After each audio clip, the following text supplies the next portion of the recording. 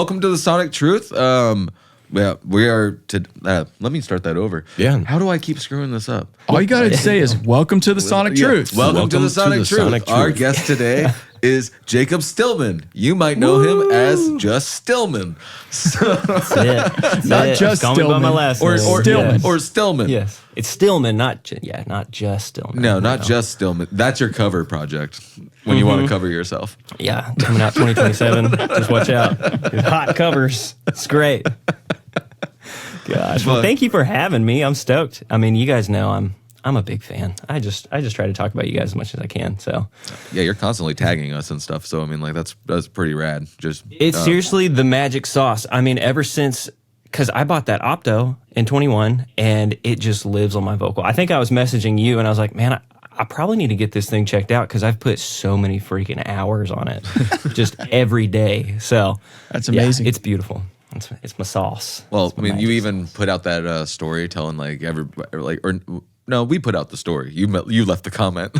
Oh yeah, saying like, yeah, that's the magic sauce behind everything. So it was like Seriously. right there. Yeah. So, I mean, it lives like It's funny. I went and tracked with my buddy, which I was telling you, AJ. You guys talk with him. He just ordered an Opto comp, but I went. He lives like 8 houses down from me. And I went over to his house for a ride, and he's got the Bluey that you guys have. And I was like, dude, can we just toss an LA2A on there? Because that is like the thing, you know?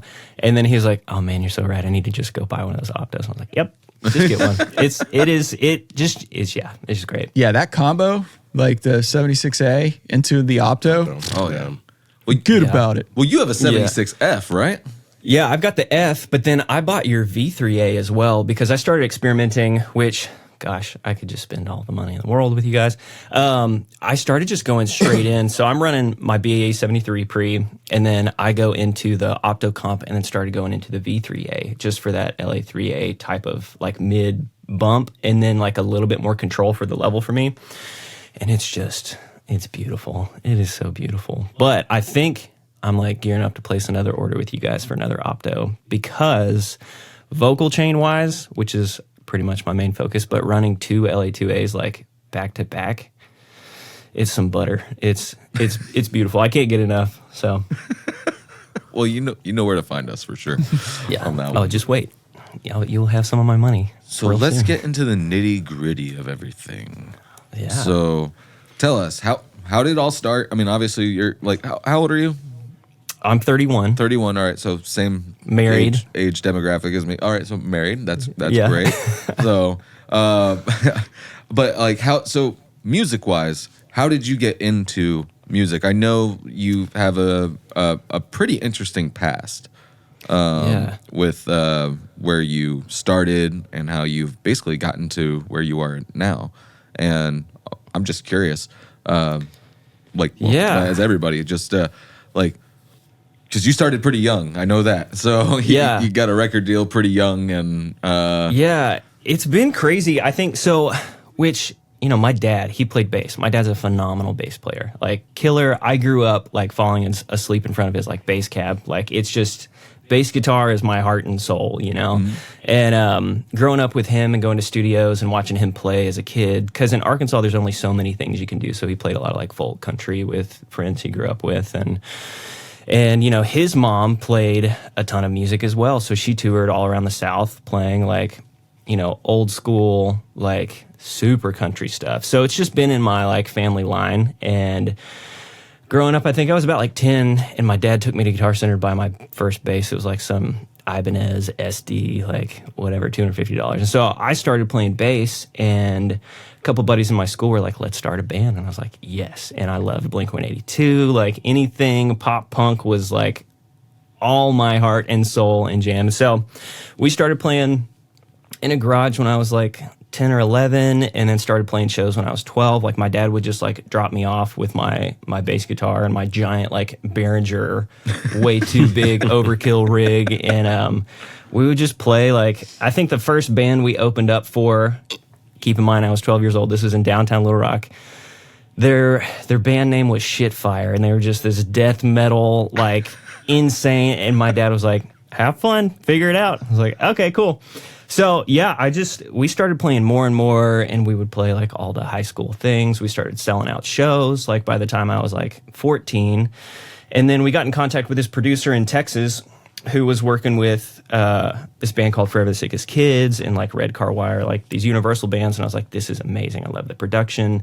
I don't know how to record myself at home. I didn't have like a Mac, so I don't have like GarageBand or anything. But we drove down to Texas for the first time to work with this producer, and he was like, I want to sign you guys. Like, I want to get you guys signed, do this thing. And I was like, okay, whatever. Like, that's awesome. I just want to play music.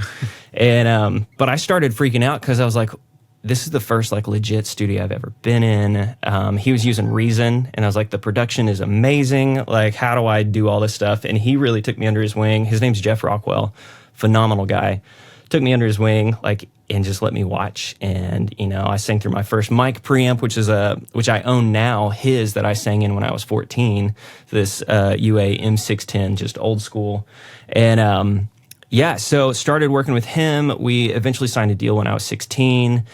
And by 17, I dropped out of high school and just started touring. Me and my band moved to Texas full time. And yeah, that was like such a weird experience of like my parents just being like, yeah, go and do your thing. Like, we believe in you. This is great. I was like, but what do I do? Like, I'm so young. Like, I like homeschooled to get my like high school diploma, which my dad just like inputted my grades on the computer while I was out like playing shows and touring. And like, you know, we had a little van that we bought. We call it the Club Wagon because it was mainly just like, you know, super glued aluminum to the top, like ceiling vent of the thing. And it was just nasty. But yeah, we started touring, doing like a bunch of AP tour stuff, just anything and everything you could think of in that like MySpace scene and Pure Volume, and just hustled. So yeah, did that, left that band when I was 19, moved back to Arkansas, and was like, I think I was a manager at Game Exchange at the time. Oh, y'all, my cat's freaking out. Hold on a second. Hey, but let me let him out real quick. Hold on. Oh, no, you're good. Go on, buddy. Okay, resume. I got too many animals over here. Cats, dogs, all the things. It's just, it keeps us happy. Yeah, so moved back to Arkansas, worked at Game Exchange as just like a manager, and it was just terrifying because if you know Little Rock, it's like, I think the third most dangerous city in America right now. So I was like, I got to get out of here. I was living in downtown Little Rock at the time and started like producing for other people. I had like figured out Reason, I got Logic, and I was like, oh, I could do this. Like, this is fun. I think the first mic I bought was like one of the little blue baby bottles, and I had some like KRK speakers and like an Apogee Duet, and I was like, I've got this. I know what I'm doing. And so I started recording like some pop punk bands and doing that, and then I was like, you know, I'm gonna write again. I'm gonna do some music for myself, and started writing, entered a couple like songwriting competition things, and like won first place, and I was like, this is amazing. Maybe I should do this. And after that, I was like, okay, where's music? Like, there's nothing here in Arkansas. My dad's telling me I need to get out of Arkansas. He's like, if you want to be successful and you want to have like any opportunities, like go to Texas, go to Nashville, anywhere but here. And so he really pushed me to get out, but I started reaching out to some producers, got in contact with this one producer here in Franklin, and he was like, dude, I'm on vacation, but come to town right now. Like, get in your car and drive. It's like a 5.5 hour drive. And he's like, I'll be back tomorrow. Like, let's work on some stuff and write. And his name is Pete Kipley. He's really just super talented producer. And yeah, moved to town like 5 months later in some lady's like garage apartment with no kitchen, no anything, and made it to Franklin to do music. And started doing like Pro Tools edits for him, like bass and vocals, and trying to figure out, okay, where does my music fit in the mix here? Everybody's super talented. I'm really discouraged. I should probably not do this at all. And it's just the whole cycle of like, you know, who am I? What's going on? I think I was like 21, 22 at the time. And yeah, just tried to figure it out, worked at a coffee shop. And then I got approached by a couple buddies, and they're like, hey, why don't you come on tour and like load the trailer, do lighting production for us, and figure out your music thing, just so you can be close to music and not be at a coffee shop all the time. was like, cool, let's do it. And so I started touring, just loading trailers and doing the light show and, doing whatever I could. And a couple years later, in between that time, met my wife, got married, and I was home for a weekend. And it's funny, Blink-182 just draws back into everything music for me. But I was watching Palladium on the TV in the living room, and my wife walked in from work, and she was like, would you ever want to do that again? Like, actually, like, take a swing at music? And I instantly was like, no, I'm good. Out of just, like, fear and insecurity, like, I'll do my own little thing here at the house, like, not worry about it. And then like 5 minutes later, I was like, you know what? You're right. I want to do this. Like, music is what I'm supposed to do. I need to find a way to do that full time and get out of everything else. And so from that point on, for up until about 3 years ago, I was like writing, signed another deal, artist and pub, and felt like I was rolling in the direction. I started tour managing so I could open for artists. I started like telling people I will be their road hand if I can just open. I will go do whatever I can. I'll sell your merch. I'll be your front of house. Like, I can figure it out. I know I'm not dumb musically, but I'm not a professional. So just let me figure out your front of house sound and let me open. Let me play like 3 songs. So I started doing that more and more. And then COVID hit. And it was that March of 2020 where all of touring stopped. I had just left on my first like album release tour opening for these other bands. And we played one show in Arkansas. Great. It's like, this is like, it all comes to die in Arkansas for me. Comes full circle. Yes, yeah. Went and played this last show. It was great. My parents, they drove out to see me, and touring stopped. Everything stopped. All the merch I had just bought for the entire tour was like sitting in my living room. I was like, okay, I got to figure this out. And I was like, how the heck do I sell all of this stuff? And while I just released an album, and I ended up just like hustling merch and figuring that out. And then a couple months later, I was like, I got to quit my job. I talked to my wife, and I was like, hey, will you just trust me? Like, I don't know how to make money doing this on my own, but like, I cannot work in a coffee shop anymore. Because I was doing like consulting development. Like, I'm a giant coffee nerd. But I was like, I've got to do music. And and at that same time, I was like, I hate being on this record label. I hate this pub deal. I didn't own any of my master. I didn't own any of my publishing, like nothing. I was like, ouch. I got to get out of this deal. And the label was gracious enough to like give me all my master, all my pub back. They let me leave the label because I was like, y'all don't have the tools for what I need to do. I really don't want to be here. I'm thankful, but I've got to go figure this thing out. And I had a couple other label offers at the time, and it just, nothing was like tickling my fancy. And so I basically was like, I'm going to go independent. I'm going to do my thing and figure it out. And around that time, I heard about this company called Songfinch, and where they like pay you to write a song for your wife or your husband or your kids or whatever. It's like, a Hallmark card, but a full-length song. And so I applied. They had like 4 employees at the time, and I was like, okay, if I do this, I can practice writing songs by myself at the house. Because at the time, I felt like I had handicapped myself to just do co-writes, and that's the only way I could get a full song. So I was like, okay, I'll get paid to practice writing. I'll get paid to practice singing. I'll get paid to practice production and tracking by myself. Because those things were all huge, because I feel like I relied on so many other people. I was like, I can't release a song unless I'm in a studio, like a legit studio. I can't release a song unless all these other people touch it before it goes out. And so I started with Songfinch, and now where I'm at, I've done like 1,600 songs for them, like full, start to finish, write the whole thing, track, record, and it's paid for all of my gear, my studio, my life full time. So I do that full time. And within that, like, the past 2 years, I started posting on social media and like learning how to hustle that and figure out covers and really find my voice. And that's the whole focus. If you look at any of my social media stuff, my eyes are closed. I'm wearing this white shirt. Like, it's not about, I don't have the riz. I don't have the, the thirst trap of a situation to go on. So I'm like, it's not about how I look. It's not about what I'm wearing. I want all of my social media stuff to be about my voice. Like, that's the main thing. Because if I can get people to enjoy my voice and like how it sounds, then they will listen to an original, they'll listen to a cover, they'll listen to anything that I do. And I hustled that all last year, and it was so cool to see that just explode in its own bubble and grow for me to like push my streaming, push my like write opportunities, push anything and everything to make me a valid artist, which is so dumb and so annoying. And that like opened my eyes and introduced me to like sync in film and TV. And, you know, you listen to Grey's Anatomy's like songs on their background or whatever TV show, and it's a cover of some song or it's like whatever. And I'm like, oh, I can do that. I think at the time my wife and I were watching Grey's Anatomy, like going through it. And she was like, would you ever, what's up? Yeah, oh yeah, you're sorry. Yeah, I know. The first 3 seasons, top notch. But everything else, I was like, how many times can we do this? It's nuts.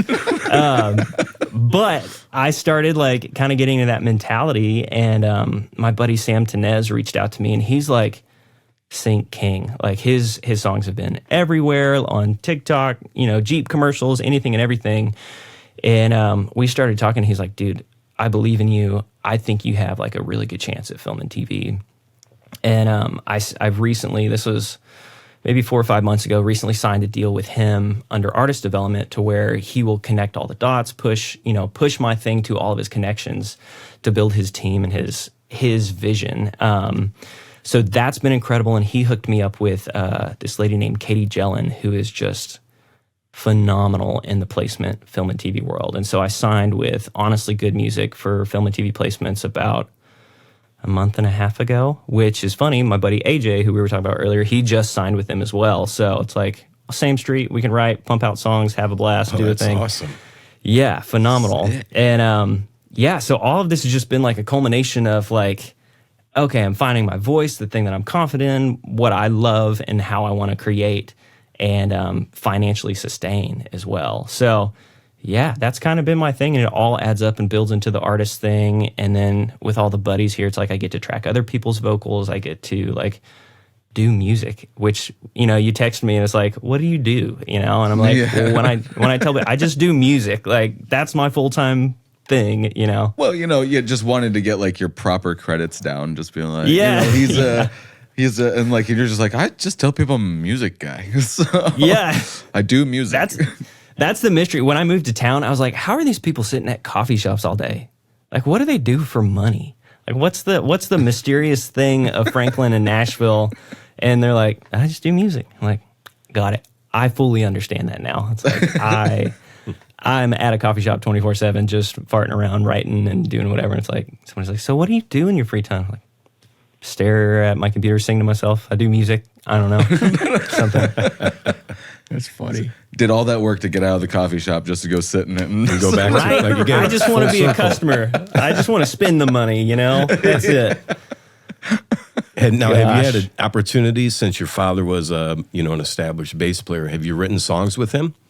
It's funny, like when I started getting into recording myself, whenever my dad would come to town, he would actually play bass on stuff, and it was really cool to just like write something and have him track. And he's like so non-traditional, like you could say play an E and he's like, I don't know. But if you play a song, he's just jamming and slamming everything. Pockets great. Everything's beautiful. So it's been cool to like get back in that with him. But he's at that point now where it's like, you know, we're all getting older, and he's had like arthritis in all of his fingers and metal rods put through. And he's like, you want my bass guitar? And I'm like, oh, Dad, this is so sad, but I'm honored. But like, I want to see you jam, you know. But now he just plays like Star Trek Online and smokes cigars all day. So I'm really happy for him. He's crushing it. He's having a good time. That's cool. Yeah, that's my fam. So he's a Star Trek guy. All right, got it. Oh, dude. All right. Ian's a Star Trek guy. So yep. He has an entire room in our house with Star Trek collectibles everywhere. Like, my dad is the deepest Star Trek collector. Like, it's wild. My dad is supreme nerd, and I love it because I'm supreme nerd as well. You get to inherit all that. Yes, I get to inherit all that. He called me the other day, and he's like, hey, we've got all your toys in the attic. And I grew up, like, in a trailer. Like, we had no money, like, the whole thing, but he always made sure to buy me toys. And so we've got every single Power Ranger toy you could ever imagine, like in our attic. And he's like, you want to put these together and like sell a collectible thing? I was like, yes, please. Yes, please. So he's just awesome. He's one of those, he's just a badass guy, you know? You could probably put them all together and do like an auction on your Instagram for people, and you can sign it and everything. All these millennials. Oh, yeah. I just live in the millennial world, man. It's my demographic. It's great. What is that your demographic? Millennials? I'd say, I mean, yeah. I think like because we're at that point of like new parents, like newlyweds, like 30s to 45. I'd say maybe 27. 27 to 45 is heavily my demographic, like the elder emo, elder millennial, like the MySpace era. That's like trying to hit those hashtags, you know, like in social media. You're like, who do I need to connect with? It's like the people that used to have the Chelseas and the swoopy hair and stuff. Yeah, the people like me. That's right. that was it. Dude, I came across a picture at one of my old band pictures, and I was full on emo kid, like had the spike in the back, the Chelsea Karen to like the swoop and lime green jeans and everything. It was great. Oh, so it was the neon pop punk era. It turned into that, yeah. Originally, it was just like Famous Stars and Straps, studded belt, and like my girlfriend's jeans, and then it turned into Hot Topic, bright neon colors. So it's a good, that was much era. better than the '80s neon scene. Oh, I don't know about that. Yeah, that's well respected now. You know, that's a beautiful thing. '90s windbreaker. Like You're talking early 90s. Early 90s windbreaker. He's sitting there playing bass and everybody hears like it sounds like there's like a snare underneath it. Yes. Like on brushes. Oh my gosh. Beautiful. So dude, like that's your background is just like insane. Like I couldn't imagine being like a 14-year-old. I mean, every 14-year-old wants to be selling out shows. Yeah. You know, like, but most of them are just like can't even play a G chord at the time. So, but that's like insane. I'm like, we played a coffee shop to like 5 people here in town, and I was 16. So I mean, like, and it's still great, and it's still exciting, you know. Yeah. Well, you gotta like, no matter what, you always have to play as if you're like playing to a sold out show. Doesn't matter how many people are there. You got 4 people in the front row. Just rip it. It's good, you know. Gosh. Just face the guitar amp right at him. Yeah, exactly. Yeah. And just turn it up as loud as it'll go. Nobody has to hear my vocals right now. Yes. Because dude, I need to send you some videos. I've got so many videos from when I was a kid, like playing these shows, and it is one hilarious because I'm like a different human being. Because you know, fresh out of puberty, you're just wild. So I was like the craziest person you could imagine. But these shows, I'll send you some stuff, and it's pretty comical. It's great. Oh yeah, definitely do that, and we'll drop them in right here. Yes. Yes. Speed them up. Speed them up. Yeah. Just like we'll play. Get through quick. We'll play your old pop punk project over the background, unless there's some kind of licensing issue, and no, that's all me, man. That's all I got you. Yeah, that's all me. Right. Yeah, I went through because, like, dude, in that era, like, there wasn't music streaming. Like, I think we had Napster, but that was like not really anything anybody wanted to put stuff on, and it was just like pure volume MySpace. And then you could buy stuff from iTunes. Like, and that was it. And it was like a pain in the butt to get distro at that time because TuneCore was new. CD Baby, I think, had just launched. And then there wasn't any DistroKid. There wasn't anything else. So it's like no one knew how to put their music out really on iTunes. And so I think I've got a couple albums where you could buy on iTunes, but they never got transferred to like Apple Streaming or Spotify. I'm like, okay, whatever. They're hidden. They're hiding somewhere, so got you got to do a little deep dive. Oh, you do too? Yeah. Really? Yeah. Oh, wow. Yep. That's it was insane. on, was it Jingle Punks or whatever? I forget. Jingle Punks? Or what? No, that was some licensing. I'm trying to remember the name of the company we used. It was before TuneCore. Oh, geez. Now it's going to drive me nuts. It's so long ago. Yeah. Oh no, there's so many back in the day. I mean, well, we just used like CD Baby, and like that was before, because I think CD Baby when they started, I'm pretty sure it was just to make CDs. I don't know. This album came out like 2007. Oh, 2007. So it was whatever was going on around that time. Yeah. Yeah, that's still pre-streaming. I think Spotify was brand new, like right around what, like 2008 or 9? I think that's like 2009 or 10, and it was like a UK only thing for a while. Yep. Really? Yeah, and then it came over. Yeah, because I had a VPN, and I had to, like, that's how I had Spotify. Sneaky. And today's episode is brought to you by VPN. Yeah. Like, I mean, dude, if we can get a VPN sponsorship, Oh yeah, we're good. oh yeah, well, I'll read off something the whole time. Like, I'll make it known I'm reading it too. Just Silent like, and government they'll say free insert broadcasting. awesome artists right here that you were listening to. Yeah, so that's how we do it. So, Yes. but yeah, no, I mean, like Chris had like the whole entire thing too. Like, but like, I mean, Chris has been playing in bands for like God knows how long. Yeah, what's like- your history? Like, because I didn't realize you had made guitar pedals before this either, but then now you have music streaming out in the world. Like, Yes, he does. I feel like all these layers to the onion. Yeah, so what did you do? Did You should see grow his up playing Chelsea bands? Karen. Yeah, there's some, there's some Please layers. send it to No, me. I played music. Just basically dropped out of college, did the band thing.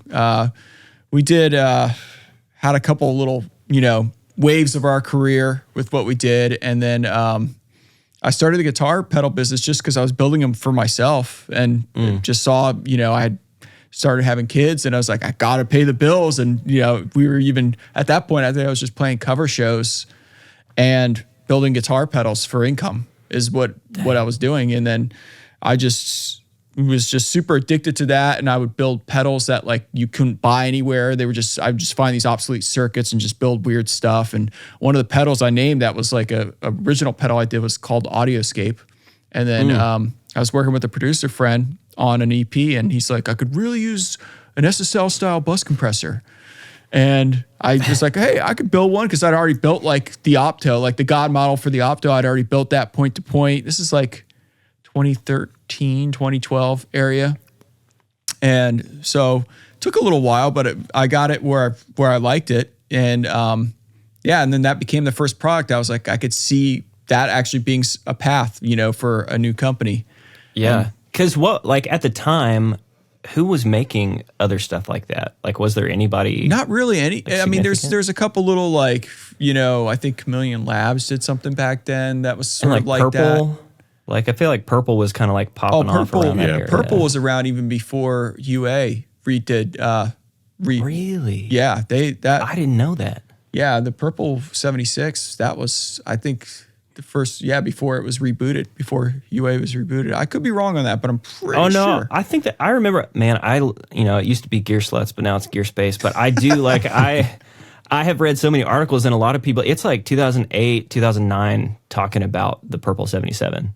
Yeah. I was like, oh, okay, cool. They Been used to around. sell kits too back when they started doing those. Yeah, they would sell kits. I didn't build any of those, but yeah, I remember that from that time period.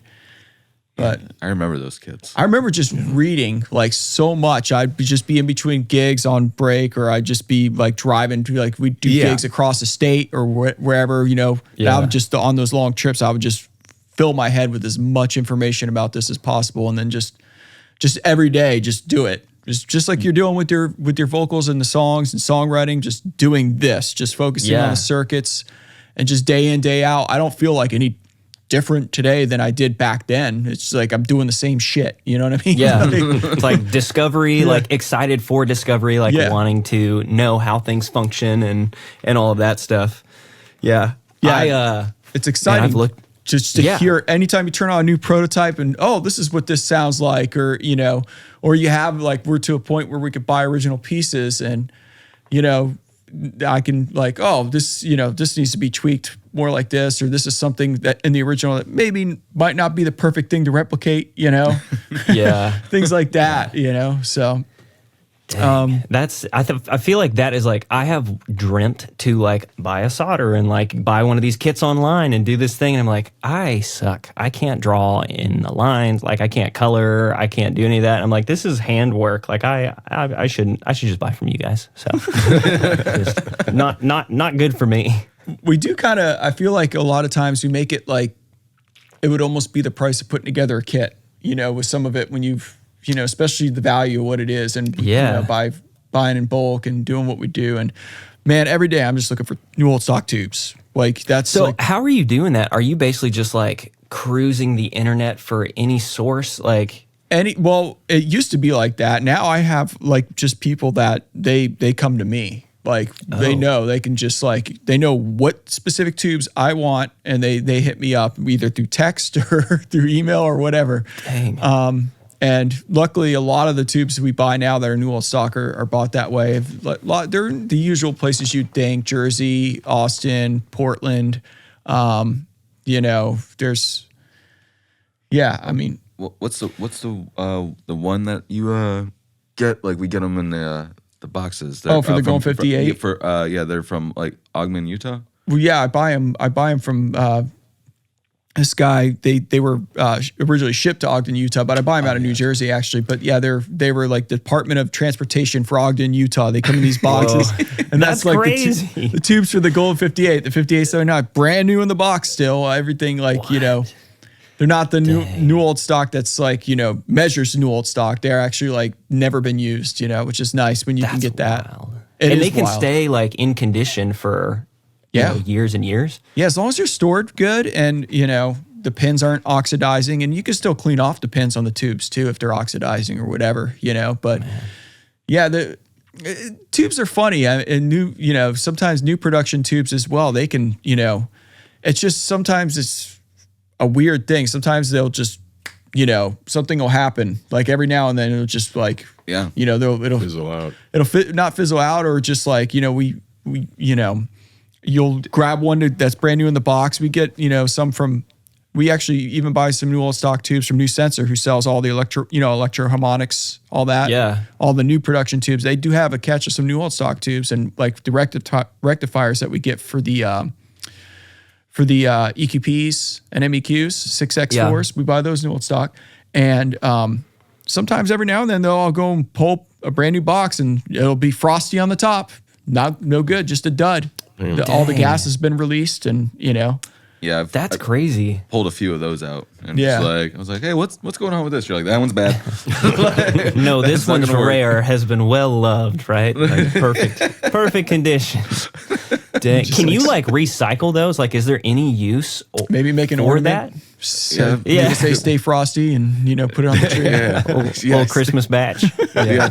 Here you go. Here's the Christmas batch of tubes. Yeah, you get nothing from those. They're done. They're toast. Toasted. Dude, I was so bummed that I missed the Golden 58. I wanted one. I was like, I think I bought like 7 raffle tickets. I was like, this is my time. This is my chance. I'm going to win. I've got this. And then I think I saw you post and I was like, we had however many blah, blah, blah. I was like, oh, a lot of people bought raffle tickets. Dude, a lot. A lot of people did. Which is amazing. Like, that was brilliant to do. Like, just in like business mentality. Nicole. Yeah, that was all Nicole, who's like, well, she's not here right now, but yeah, that's... she doesn't like being on camera. Yeah. She's the... co-owner of AudioScape, so I mean, like you know, like Chris and her, and like your better half, you know. So, and for the moment, like that's just, I mean, like, my wife's my better half, you know. She keeps me in line. Can you go ahead and explain what the raffle was for people who may not be aware of what it was? Yeah, the raffle was for like the wildfire victims for in Maui. So we gave, what was it? Was it 13.1? Yeah, 13, we raised 13.1. So $13,000 to the victims of the wildfire victims. Just a few weeks. We ran it for 2 weeks. Yeah, 2 weeks. And it's so cool because it's something that you already are creating, and then you're just able to like it doesn't hurt you, you know, to like be able to just do this thing and give back widely, like more than you normally could if you wanted to, you know. No, yeah, I mean, like, so last year and. Like last year, we had the hurricane that came through here, Hurricane Ian, and it devastated a lot of our crew, devastated our shop. We didn't really talk about that because we were just focusing on the crew. Yeah, and the community really showed up for that. That's awesome. And really helped us give back to our crew and make sure that they were, because some of them lost like houses. Like, was it Joey didn't get back into his house for until like a few months ago. It's still even a thing. Like, I got. You're still rebuilding. Yeah. Oh, yeah. So really, it's just. Was it mainly just like last week? Yeah, and they're gorgeous.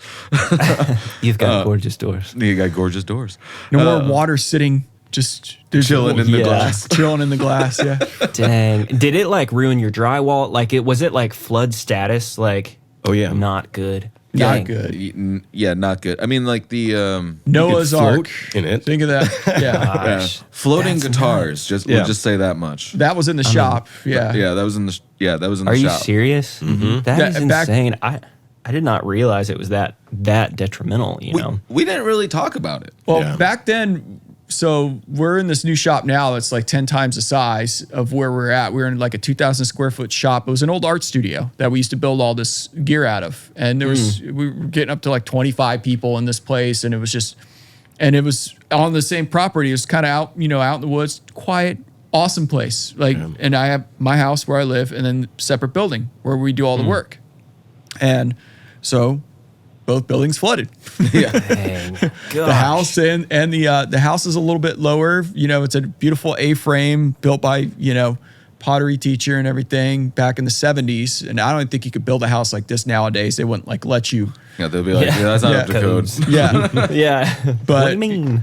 It's like a preserve type of thing, and there's a little brook that runs back there, and usually doesn't have any water in it. But with Hurricane Ian, it was just like the heaviest rain you could imagine for like 4 or 5 days straight. Yeah. Just dumping on you. So at a certain point, it just started surrounding us from all sides. So yeah, like in that process, are you like watching this happen like day to day, and you're like, we watched it throughout the whole night, like when it was like, I just watched it out my window, and then I mean, you evacuated them through your kids on floats. Yeah, like pool floats. Are you kidding me? That's insane. Yeah, the kids, we took them out. We had a little ramen pool float. And I put them on the ramen pool float. They had a blast, but yeah. Yeah, that's one thing. Like, that's a core memory. They will always remember that and like, feel it. But dude, that's wild. Yeah, so it was like an indoor swimming pool in the shop, and and we had we were starting to prep all the 260 VUs. Yeah. So I remember they were on a shelf, and there were some that were above the water line. And half of them were below. Oh my god! And I pulled them out, and just water just drew. It was and we had just did that story showing them all too. Yeah, we showed them all. Everyone's all super. Coming up. Oh my god! Like, yes, they're coming. And we still have people asking about the DA3A, like just being like, dude, that I almost texted you about that the other day because there's somebody here in Franklin that listed a desk, and they've got 2 Optocomps, and they have like a DA3A situation. I was like, how do I get one of this? Where's that bad boy at? So I know there's 2 people that have sort of prototypes of that. There's D3AJ, I think we did with Jay Doucette, and then there's Will, who plays and I think he produces and plays with Styx currently right now. He's got one. Yeah. Too. Oh yeah. That's right. I remember. Are they both in Nashville? I know Jay might be. I don't know. I don't know if Will's in Nashville. I think he might be in New York. It's somebody so here. I'm like slobbering over it. Those were like 2 years, a year and a half ago. So like it's. Yeah, because I mean, we announced that at NAMM 2 years ago. 2 years ago. Yeah, not this past NAMM, but the NAMM before. Yeah, and people still ask about that, but I mean, the deal with that, what's going on with that is we've been adapting it from the 500 series modules where we did with the D3A to the full rack. And what's really the hang up, aside from, some of the stuff getting destroyed in the storm and slowing that down with the case pieces and things like that, is the chain switch, because that's not standard. Yeah. And it is cool, but like in the full rack, there's still some little things we're just tweaking with that to make sure the chain switch operates the same way that it did in the D3A. Yeah. Because we do feel like it's a cool mod to have, and it chaining one channel into the other kind of thing. Well, I mean, it's a big thing that people actually really like about it. Which you mentioned the Gold 58. That's actually the biggest secret weapon of that thing for vocals is, in my opinion, if you're looking for like the coolest tube grit. I know this is terrible. I'm probably don't tell me that. Don't tell me. Like It's solid. I couldn't even get one. I was messing with it once on like a bass and like just DI bass, chaining one channel into the other, nothing else. And it was like the weirdest fuzz octavey kind of thing going on where like these, I don't even know. Like maybe, did you record it? Maybe some, some like White Stripes type of like Icky Thump type of stuff going on or whatever. That's awesome. Musically. I don't know. If any listener would like to sell one to me, let me know. I'm all in. You might be paying a premium. Yeah. Who isn't paying a premium these days? Dude, what did I list the other day? I listed something and people are selling these things for like 3 times the price. It was my 21176. When I listed it, I was like, this is a great price. And then I looked on Reverb and I was like, oh my gosh. Like people are selling these things like 2 or 3 times the actual legitimate price, And even like, trying to get like a CL1B right now. It's like, I think normally they go for like 3,500 and people are listening for like 7 or 8 or 9. It's like, there's a big demand for those. Yeah, we see that happen with some of our gear too from time to time, and some people get pretty angry about it and email us. Yeah. I had bought a pedal from JHS. Man, this was like 5 or 6 months ago, and it was one of their Geranium Boost pedals. And it was like, they only made a certain amount. And I was like, great, this is awesome. I was getting into guitar pedals. I wanted to buy this thing. I didn't realize that it was like a quick one-off thing. I lucked out and I got one. And I was like, okay, this is beautiful, but I play guitar like chicken walking on sticks. Like, I am not that great. I don't deserve to have a good pedal. So I listed it for just what I paid for it for. And I was like, I'm not going to be a scalper. Like, I just want to, bless someone with this thing, And this guy, he turns around, he buys it from me, turns it around like an hour later after we meet for like $300 or $400 more. And I was like, dude, that like hurts my heart. Like, that's sure, you probably need money. It's America and all that stuff, whatever. But I was like, don't be a scalper. Like, just do the thing. None of us can afford anything. No, like at NAMM, we do like giveaways, and this guy won the bus comp, and yeah, I'm talking about you. We sent it to him, and immediately it showed up on Reverb for like more expensive. And I'm just sitting there going like, they're always available on our site. Like nobody, you don't have to go and spend $300 more. Like, just check out our site. Like, I don't think the guy realized that, but I saw you. I remember you. We see if I see you again, you can still enter a contest. You'll get what you need and you do what you want with it. It's fine. Gosh. Yeah. That's just the world we live in. That's like, especially with buying these like Blue Bottle mics, just because Blue like got sold to Logitech recently. And these are like the OG Latvian. They're not going to make them anymore. But, like Trevor with our Blink-182 Nature, it's like, Tom and Mark use these for vocals on some of my favorite records, and then in Angels and Airwaves. And I was like, yes, I love these for that, but also they just sound phenomenal. And but I was like, I got to buy these because in 10 years, like, maybe they'll go for 10. Maybe they'll go for something. And convincing my wife that everything's an investment. I'm like, yeah, it's great. You better hope she doesn't watch this. She's going to pay our bill. Oh, she could care less. She's like, no, you talk your gear. It's fine. She's like, as long as the bills are paid, mortgage is paid, we're good. So everything's fine. Just buy my toys. Yeah. I mean, you obviously are going to buy her stuff too, right? Is she musical at all? Dude, my wife is so annoyingly good at like so many things. So she and I sang and played music together for a good chunk of our like marriage. She's got a phenomenal voice. Her parents are super musical. She's like, she went to college, got a degree, so she's got the brains. She's like beautiful. And then, she can play music. Like when we started dating, she kept reaching out to me. She was like, hey, will you teach me how to play guitar? And I was like, here's somebody else's phone number. They're really great. I didn't get the message. She messaged me like 6 different times, and I kept pushing her off to other people. And I didn't realize at the time she worked at a music lessons place. And she kept reaching out to me. And so finally I was like, yeah, sure, whatever. Like, you can come over and I like teach her guitar. And then I find out like a couple days later, I was like, oh, you already know how to play guitar. You sing. Like, you trapped me. You really got me. So that happened. But yeah, she's just like, she's musical, but her main thing is dance. She's a dance choreographer. And she's done that for the past 10 years and takes all of her girls and wins nationals. Like, she's just top notch. So I'm just, a little jealous. It's fine. She's multi-talented. And You're just Stillman. yeah, just Stillman. I'm just Stillman here. In this context, just Stillman. Well, I'm sure, yeah. That's funny. Yes. Disgusting. And so you mean she hasn't taught you how to dance?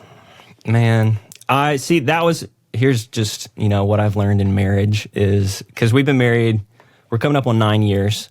And I think about 3 years ago, I started realizing that I need to care more about her passion, which she cares a lot about my thing, which is so awesome. But I was like, I need to start watching dance videos. I need to start learning the lingo and critique and all that stuff. I don't dance. I won't dance. My legs do not function that way.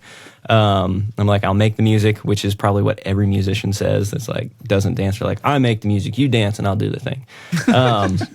But I've started to get educated on it recently, and it's been fun to dabble in this person's, their pirouette is not as sharp as this person's, blah, blah, blah. So that's about as far as it goes for me. Oh, man. No, that's awesome. That is really, really good. What was it? So what's one of the biggest, I wanted to ask you, what's one of the biggest lessons that you feel like you have learned in the music industry? What is one of the biggest takeaways, from being in it for so long, through the years of all the transitions and everything, obviously going into streaming and therefore. And being independent, I feel like I had this conversation, especially here in town, where everyone is a musician, everyone's trying to get the deal, everyone is if I get signed, things will work out for me. And I think that is the biggest hill that I stand on right now is being independent. Own your master, own your pub, and you don't have to sign a record deal, because the way everything functions right now is we grew up in the MySpace pure volume hustle. We had to promo our own thing, push our own stuff, message everybody back, add friends, do what everyone's doing on social media now, but just in a different form. And, it's honestly once every week somebody will be so I got offered this deal. Should I take it? And I'm no, you've got nothing to Run prove. the other way. Yeah, it's they have money, but it's if you as an artist are not doing the work, there's no reason to sign a deal, because the label's not going to do it for you. The pub company's not going to do it for you, especially in this town where it's music centric and everyone is connected to everyone. It's all relational based, and the more people you have in your corner, where it's you're setting up rights with your friends or whatever who have deals, who have these connections. It's you can utilize all of your gifts and build your own thing, and to the point where you can go into a label deal and own your master, be able to prove that your thing's working. So that's, I was listening to, do you guys listen to And the Writer Is at all? That podcast? I think I've, that's a podcast, right? Yeah. So it's I think I've listened. I might be confusing it with was it Song Exploder? Yeah. So it's kind of in that vein. Song Exploder is that it breaks down a tracking session and all that stuff, which is phenomenal. Yeah, because they show the demo and everything like that on there most of the time. They'll just be and here's how it started. Here's the voice memo, and you're just oh, dude, did you watch the Netflix series that Song Exploder did? Oh, yeah. Phenomenal. So great. But so this one, it's called And the Writer Is, and it's with Ross Golan. He's a big writer out in LA. He's written with anybody and everybody, but he had John Bellion, which I'm a massive John Bellion fan. He had him on his podcast, and to hear how John Bellion has functioned in this sense of I'm going to release my own stuff, I'm going to grow my own thing, I'm going to do all the work and push it myself and not take any deal, because he was getting offered all these terrible deals, blah, blah, blah, to the point of where he was I can do this, I'm capable. And he's a genius, business and musically. And after I heard that, because it ended up, he was I worked so hard to where I could go in and work my own deal, tell them what I want, what I'm going to get, you guys work for me. Instead of the mentality of I'm going to get signed and the label is going to offer me all of these things. It's that's not realistic. That's not how it works. And so, that's been my massive thing of I'm going to hustle as hard as I can to build my thing, so I don't have to rely on a label. I don't have to rely on anyone else, and that's the way things should be, because we have all the power as artists. We've got our social media accounts. We can submit to distro. We can record everything with an Apollo Twin. Like, we can do all of that and learn all of that via YouTube, Google, ChatGPT, whatever it is. It's like we have the tools, all of the same tools except money that labels have. It's like, don't sign the deal. Like, that is my biggest thing right now. It's like, don't sign the deal unless you already have 50 million monthly listeners on Spotify. Yeah, establish your brand. Yeah. Yes, you have to. And everybody wants that quick, like, once I sign the deal, everything's going to be great. And it's like, no, it's not. No, Nobody's going to do the work for you. They're not. Yes. You're 100% right. I mean, even same thing applies with companies selling products. They think if I throw my thing up on, Sweetwater, Musician's Friend, it's just going to, at the end of the day, if you're not working it, people, it's just going to sit on a product page. Nobody's going to buy it. They don't know it exists, There's a mic company that I absolutely adore. Like, I love their mic. And I wish that they could get their product out there. Like, it blows my mind because the mic is phenomenal. The price is phenomenal. And I'm like, y'all need to be connecting with artists. You need to be able to have all of these relationships that you're building and doing this thing so you can build your product base. So people like me will talk about it to all their friends. Yep.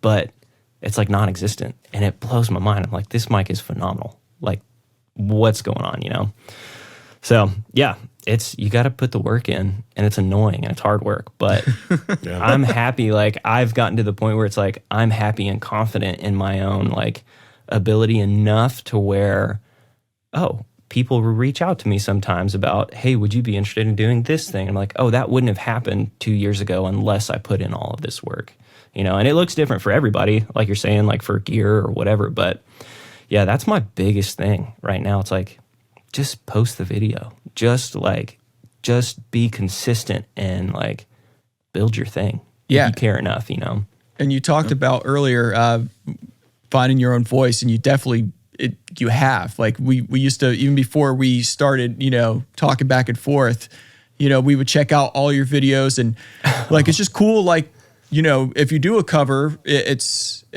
still just you. That's what's really cool. So thank you. No, and you definitely have like a unique voice. I've seen doom scrolling Instagram. And people use your songs as backgrounds all the time. Like, it's so weird for stuff. Well, I mean, like, they'll have like their wedding, like showing the wedding montage, and it's like your version of Elvis's Can't Help Falling in Love. Can't Help Falling in Love. Yeah. Yeah. Dude, whenever that stuff started happening, I was like, what is this? Because I've still to this day never created a TikTok or a reel with someone else's audio. Like, that doesn't click in my head, which I like started categorizing myself as like a resource, like a social media resource, and to start seeing all those videos pop up and like people just recognizing my voice. Like, and that was my goal in the first place, was like, my voice is the only thing that's important. Like, don't look at my face. I'm not opening my eyes. Like, I want people to recognize my voice. And I'll have people text me like random things, and they're like, hey, I saw this video and I heard a voice and I knew it was you. And I was like, yes, thank you. Like, that's amazing, You do have a distinct voice, though. I mean, like, it's, I don't know. Kind of garbage and like cat scratchy. No, and, no, not at all. Yes, not very at all. distinct. It's actually surprising, like how deep your voice is compared to like, I don't know, because you do sing in a higher register. Yeah. So, and like listening to your pop punk stuff, I was just like, wait, is this the same guy? Like, so it's crazy. I think that was like being able to find my voice, like you're talking about. It's like, I used to sing this way and didn't realize how unhealthy I was singing. Like, the pop punk squeeze, where you just like squeeze everything you can to do anything and everything. Oh yeah, that's the Newfound Glory technique, where you get the nasal going. Yes. And, yeah. No, I know all about that. Now pop punk's all about shouting. So come on, guys, we can't do that. Everybody's in the shouting now. So I mean, it's just shouting matches. Which sound so old. That's a great band, the Shouting Matches. It's Bon Iver's side project. No, it's interesting because that you go into the whole entire thing. You're telling people like don't sign the deal and everything like that. A lot of people don't realize that when you sign to a label or anything like that, that money is not yours. You're not getting like a paycheck or whatever. Yeah. You do owe that back, and you don't own your master. You don't own any of your pub. Like you have to make money selling merch. Like I've told people like just like focus on like a distribution deal, if anything. Yeah. Like don't like make sure you own publishing, make sure you own like your masters, everything. But just worry about distribution. And most of the time now, like you don't even need a label for distribution.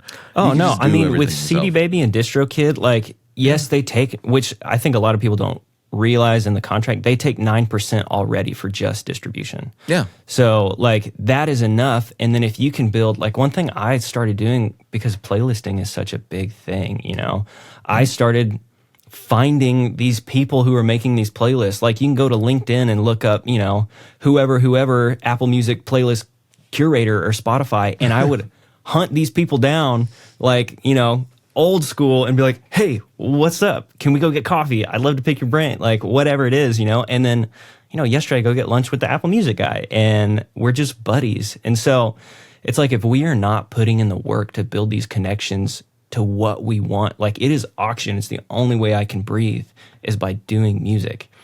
Why am I not putting forth the effort to just reach out? Because asking for help is the best thing you could ever do. Like there's no shame in asking for help. There's no shame in reaching out. There's no shame in a no, you know? It's like, unless you're trying. And I see a lot of people not trying, and it like breaks my heart, you know?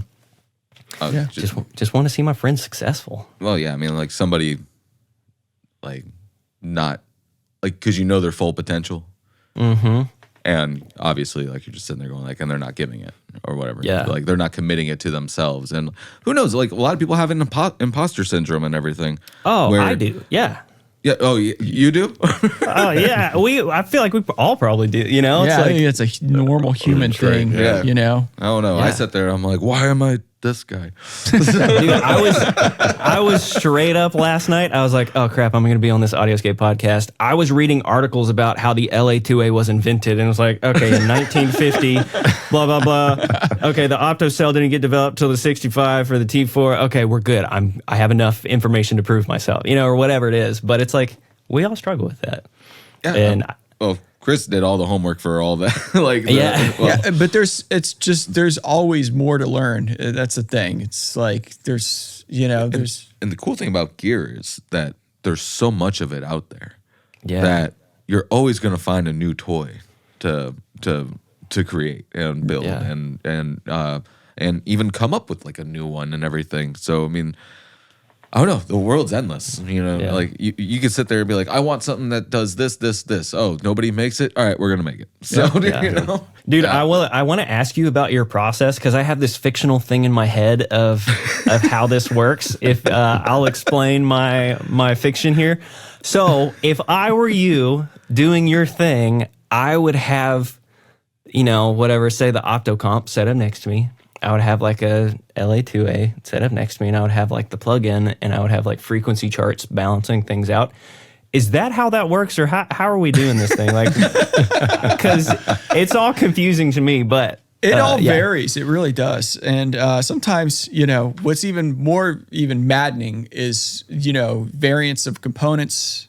You know, you're using you know, even a potentiometer, that standard pot that you use or they use has, you know, tolerance of 20%.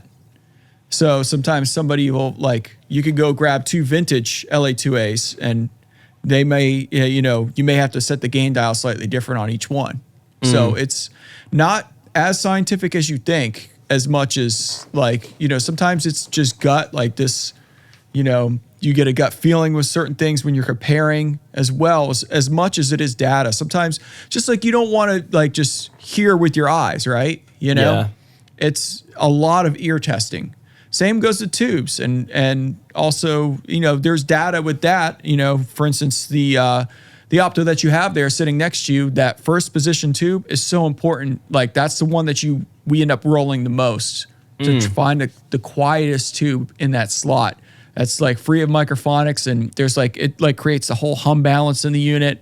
So sometimes if you read up on old LA2As and they're like, oh, they're noisy, it's just probably that first tube. Yeah. And that was like, you know, using my quick knowledge from last night, like when he went from like, you know, the LA to, or like the LA1 to the 2, it's like they switched the wiring because apparently the wires were just like, you know, flown across the whole board inside, which created so much noise. And he's like, oh, let me do this thing. And now like the link between connections is tiny.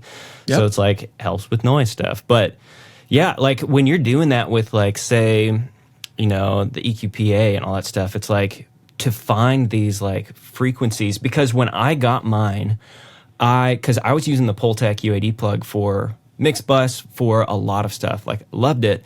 And I straight up did so many tests by myself of just like the frequency range, everything. It is spot on. Like it is so good. And I'm like, well, you guys know I need to just spend more money with you guys. But like getting a second one so I can run, like it lives on my mix bus. And I'm like, the actual hardware unit that you guys sent me, it's like, it is just so much more mojo and feels so much better and open than these plugs. And I think that's what inspired me in the first place to move to hardware gear. It's like when I got the Opto, I was like, oh my gosh, I just need to have all real gear, you know? And especially, yeah, I mean, you can, what's great, so you're singing in real time with them, right? A lot of times? Yeah, and I know a lot of people like, I don't know if y'all follow like Greasy Will, but I love his like takes on like, you know, anything on TikTok and stuff. And I think, you know, he can be harsh, but he also has a good heart behind all his things. A lot of people don't like tracking directly with compressors or EQ or anything. But for me, I've become so dialed into my vocal chain and what I have and what they all do and how they react with my voice, where it's like, oh, I know how to sing with a compressor because I've done it for so long, you know? Yeah. And a lot of singers that come in, they don't know how to have mic control and sing into a compressor or utilize that. And if you know, track with it, still leave room on the back end, you know? Yeah. And that's critical and key. But some singers, I mean, geez, they need a compressor to at least grab peaks, you know? Like, so sometimes Seriously. There is no other mic besides an RE20 and just... yeah. That's like, and I'm singing over here, just like the sweetest baby angel. And like, I don't need this. What am I doing? Yeah, I think that's like the biggest piece for me with all the gear is like, it is such a vocal chain. I live in vocal chain mentality when it's like, okay, do I want to use my 1073? Do I want to use my 512 API pre for this vocal? Do I want to use my M610? Like learning those and taking the time was so important of what that does and then which mic, because I switch mics out all the time. Yep. Like what is the sound that I'm trying to portray? But I mean, going through that Opto, still, you know, it just makes everything's better. So. Yeah, everything's better. You can't mess it up. That's why I love it. Yeah. Like everybody says it. It's just like the warmth and everything that you're going to get from it. And yeah, and then talking about like tracking wise, it's like unity gain has been so key. Like unless I'm trying to push into a compressor to get more flavor from it, but I think like with the Opto comp, like having only 2 knobs and finding unity gain, like gain staging has been so massive for me to be able to understand what color is coming from what and if I'm even recording anything properly or usable, you know. But yeah, I don't know, you guys just crush it. Y'all freaking crush it on everything. That's so good. Oh, thank you. No, thank you. We're so, what was it? We are coming up onto the end, and I'm gonna do a speed round of weird questions. Is that cool with you? Oh yeah, all right. So like, just like, because I just want to see really quick, you know. All right. So, ghosts. You ever seen one? No, but my dad was a ghost hunter. Wow, for real. What? So okay, I told you my dad's like Trekkie, like does his own thing, like he's living in his own world. So my dad. When I was like 16 or something like that, he bought all this like EMF, you know, things and recorders and would go on these ghost hunting tours and take my brother and like would come back home with all this like audio evidence. And my dad is big with aliens, ghosts, all the things. So I grew up heavily around it. All the things. All the things. Yes. I love it. All the Yeah. things. Sasquatch, anything. Oh, we got that here. yeah. Gotta love Sasquatch. Oh, Yes. the Florida skunk ape. Well, in Florida, it's a Yeah. skunk ape. Skunk ape I like down that here. name. Oh, yeah, Yes. skunk ape. Yeah, I don't know. We're thinking about something for NAMM that will involve the skunk ape. Yeah. So we'll have to, maybe we'll have to see. All right. So what's the worst advice you've ever given someone? Dang, worst advice I've ever given someone. Yeah, you specifically giving dog shit advice to somebody. I generally have I'm an encourager with my friends because I want to see them succeed, and I'm Yeah. like, I've told people to keep doing something when I probably shouldn't have. I'm like, yeah, that's great. That works. Keep doing it. So if I say keep doing it, ask me if I mean it, because I might not mean it. So Oh, well, Yeah. see, hopefully your friends see this now. They could be like, "Did you mean it when you said hey man, should Hey, I man. stop doing this? should I stop doing this? Should I Yeah. stop?" And you'd be like, My mom says I'm good. "Yeah, my mom says I'm good." Well, she Yeah. loves you. She has to say that. Yeah. Gosh. So if there was going to be a theme song that followed you around every time you walked into a room and it started playing immediately and everybody can hear it, what song would that be? And you can Life is a highway. Life is a Highway. Life is a highway. That is a good one. That is a That good one. song has chased me for years and years and years, and all my friends know about it. It's one of those things. I used to work at a coffee shop and here in Franklin, and my buddy would always turn on Coldplay. I love Coldplay, but anytime he would turn on Coldplay, I would just steal the Spotify and blast Life is a Highway in the coffee shop. And this would happen at least once a day, and he would get pissed off. But I had this set of rules as to if he plays this song, if he does this, if this happens, I will play this song. So I would just play that all the time. And then, it came up even 2 weeks ago. I was at a bachelor party, and in the middle of the night, I woke up to Life is a Highway, just blasting downstairs. And it was just, my buddy was watching Cars in the middle of the night. I'm like, what is this? So it's the Rascal Flatts version. Oh, yeah, absolutely. All right. Well, yeah. Life is a highway, baby. I need to cover that. I will do that. I'm trying to think of one more. I need one more weird question. Do you guys have a weird question that you want to ask? Anything that you can think of? Anything that you can think of? Not on that weird level today. You're not on that weird level? Not today. What is your favorite conspiracy theory that you that you sit there and you go, that shit's insane, but I kind of get behind it? Okay. Gosh. With the history of my dad and me, I'm cool with people having conspiracy theories. I'm like, yeah, whatever. If aliens are here, they may be. I'm cool. I hope I get assigned a good one. That is smart. That has a fast spaceship. But conspiracy theories, I have one that I came up with and feel and firmly believe. Whoa, and what is it? I posted about it recently, and it may not be that big a deal, and I may just be an idiot. But so you go to Starbucks. I've been to Starbucks all across America, and anytime I walk in a Starbucks, my cell does not work. I get no cell data, instantly pops up with connect to the Starbucks Wi-Fi. I can't use my phone unless I connect to the Starbucks Wi-Fi. And I know building codes, I've been in these things before. I know that the ceiling is not just straight cinder block and steel. This used to be a Wendy's. I used to be able to get reception here. What is the deal? And so I think Starbucks is doing that intentionally so they can get our data. So that's my conspiracy theory. I posted about that recently, and I had so many people agree with me. And I was like, this has to be a thing. And there's no articles. There's Reddit posts about it because I was like, am I dumb? Is this real? People post about it.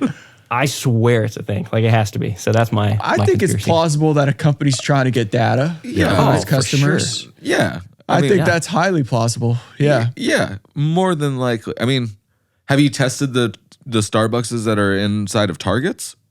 No, but that's Tari, who wants Target data, We know you're here to buy stuff anyways. Just go get your snackies and things. And It's really funny that you said that it used to be a Wendy's because the Starbucks over on Beachside used to be a Wendy's. Yeah. It's the one by my house. I used to get a Baconator there like every day. It was like Baconator season for me. And my wife was like, "Why are you eating so many of these?" I was like, "I can't help it. I've got to." And got to keep his Wendy's in business. Yeah.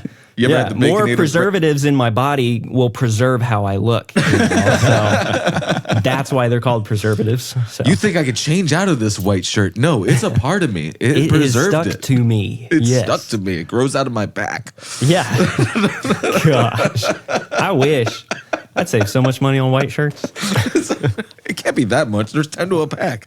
Man, I just like nice white shirts. Oh, okay. Got to get that good texture. I'm 31 now. I can't just like. Yeah, you can't be putting on Hanes. those. Yeah, that's right. Can't be putting on Hanes.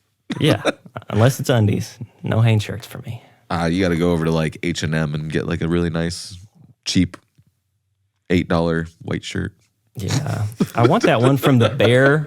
What is the shirt that the Bear wears? It's like a $200 white shirt, hand spun Japanese style, whatever. Like, I need to invest in one of those. So that's my next goal. Well, there you go. Hopefully you can just get like a sponsorship from somebody who will just be like, "We have white shirts. Here you go." I see you like white shirts. Yeah. Let's give you some. Yeah. We see that you like to not hide your stains. Yeah, Here yeah. you go. Yeah. Oh gosh. Well, Jacob, this has actually been real fun, but like it is time for us to go. It is over. This whole thing is done. Is there anything that you want to promote? Like say like anything you like, where can people find you? You can find me on Instagram. That's my main promoter. It's just at Stillman. I'm on the TikTok as well. All the things, YouTube. I've got every month I'm releasing a full song. So till the end of the year, I'll be releasing some covers, and then starting the beginning of next year, I've got about like 25 originals that I'm gonna start unloading. So I'm excited for those. Yeah. Definitely. So just kind of building that up. But yeah, if you follow me on Spotify, I'll have a new song every month. Are those original songs going to be like in the same vein? Yeah, they will be in that world. They're kind of geared toward film and TV. So all in that same sonic space, but original. So listen to your old EP that was very lots dancey of beats and stuff. Yeah, I really liked it. Really liked it. I rocked out in my car. Oh, yeah. So one day we'll be back. I'll make a song just for you. Oh, hell yeah, man. Order a song from me.